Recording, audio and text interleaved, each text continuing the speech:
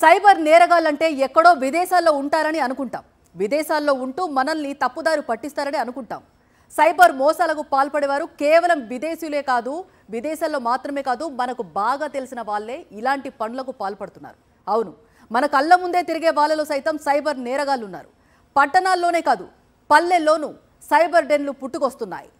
వందల సిమ్ కార్డులు, అత్యాధునిక పరికరాలు, ఇది సైబర్ ఫ్రాడ్ సెటప్. ఇదిగో పోలీసుల వెనకాల నిలబడిన వీరే ముఠాగా ఏర్పడి మోసాలకు తెగబడ్డారు. పాపం పండడంతో చివరకు పోలీసులకు దొరికిపోయారు. మంచిర్యాల జిల్లా జన్నారం మండల కేంద్రంగా సాగుతున్న సైబర్ నేరాల దందా గుట్టును రట్టు చేశారు పోలీసులు.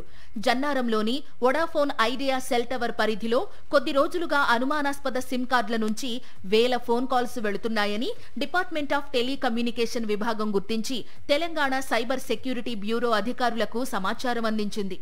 దీంతో టీజీసీఎస్బీ, department of telecommunications, Ramagundam commissionerate పోలీసులు సంయుక్తంగా ప్రత్యేక ఆపరేషన్ నిర్వహించారు.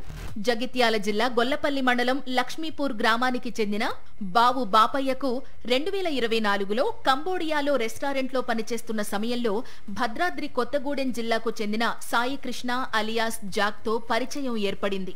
బాపయ్య స్వదేశానికి తిరిగి రాగా కొద్ది రోజుల క్రితం జాక్ వాట్సాప్ లో సంప్రదించి జన్నారంలోని ఓ అద్దె ఇల్లు తీసుకోవాలని, అక్కడికి కొన్ని పరికరాలు పంపించానని, వాటిని ఆ ఇంట్లో అమర్చాలని సూచించాడు.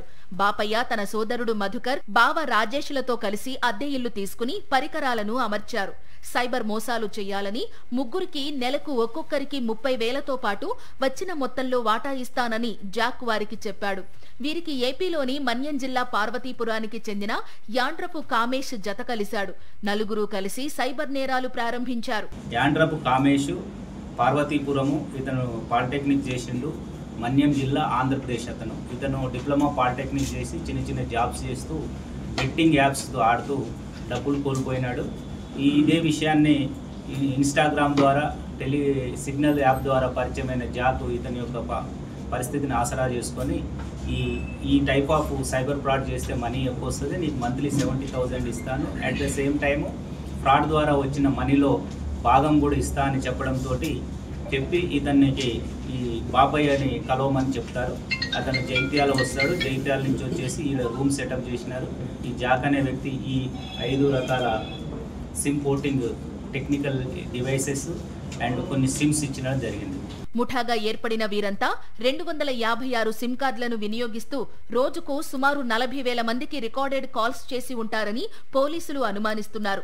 నలుగురిని అరెస్టు చేసిన పోలీసులు పరారీలో ఉన్న కింగ్ పిన్ జాక్ కోసం గాలిస్తున్నారు. ఈ విధంగా ఒక్కొక్క డివైసెస్ లో 256, 16, 18, 32 అనేటి ఈ సిమ్ కార్డ్స్ను ఉపయోగిస్తూ వీళ్ళు ఇక్కడ మాట్లాడుతూ అండ్ వేరే దగ్గర ఐడెంటిఫై చేయాల్సిన అవసరం ఉంది. కాల్ సెంటర్ కానీ ఇంకేదైనా నడుపుతున్నారేమో. ఈ విధంగా సిమ్ పోర్టబుల్ చేస్తూ ఈ ఫ్రాడ్ చేయడానికి చూస్తున్నారు. ఇట్లా వీళ్ళు నెంబర్ ఆఫ్ కాల్స్ వివిధ ప్రాంతాలకు చేయడం జరిగింది. ఇంకా దీంట్లో ఈ కేసులో దీనికున్న వీళ్ళు ఫస్ట్ కలిసింది కాంబోడియాలో. తర్వాత ఈ జాక్ అనే వ్యక్తిని ఇప్పుడు అరెస్ట్ చేయాల్సిన అవసరం ఉంది. అతను పరారులో ఉన్నాడు. ఇంకా ఈ కేసులో ఈ సిమ్స్ని ఎవరైతే 90, 120 ఇట్లా ప్రొవైడ్ చేసినారో, ఇట్లా మన్యంలో కూడా ఈ కామేష్ అనే వ్యక్తి కొన్ని తీసుకురావడం జరిగింది.